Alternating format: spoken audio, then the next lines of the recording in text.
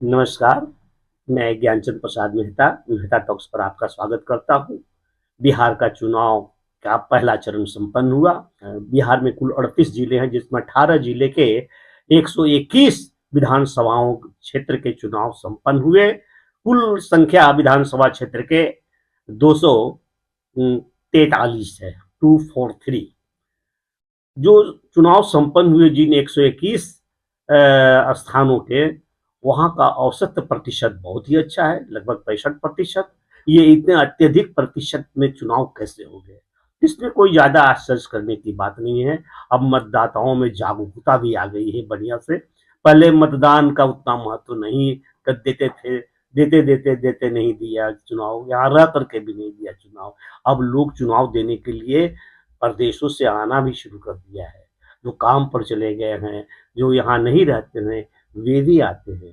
तो ये मतदाता का जागृति, मतदाता जागरण हुआ है, तो ये जागरूकता बढ़ी है, ये खुशी की बात है। अब असली लोकतंत्र इसमें ही है कि मतदाता जागरूक रहे और शिक्षित रहे। अब यह संकेत नहीं जाता है कि अधिक मतदान होने से किसके पक्ष में, तो सत्ता को स्थानांतरित करने के पक्ष में हुआ है, या फिर जो सत्ता में है उसी को स्थापित रखे रहने के लिए हुआ है। बहुत ही जल्दीबाजी हो गया ऐसा कुछ कहना।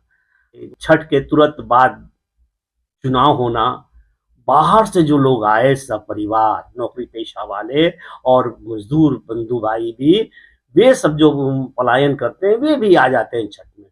और वे सब छठ में आए, तुरंत बाद चुनाव था, सोचा ये चुनाव में वोट दे करके ही जाए, ऐसे अवसर बहुत कम मिलते हैं, सो वोट देकर ही वापस गए।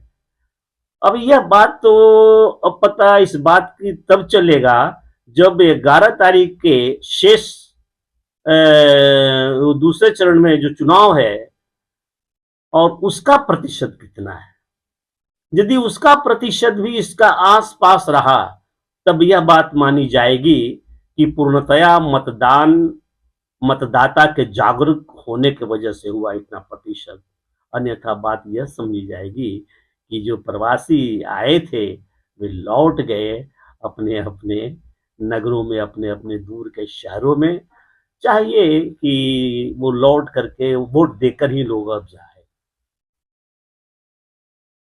लेकिन जो भी हो, जो बाहर से आए थे महानगरों से, 6 तारीख तक ठहरा, तो मुझे लगता है कि 11 तारीख तक ठहर करके ही वोट दे करके ही वे जाएंगे।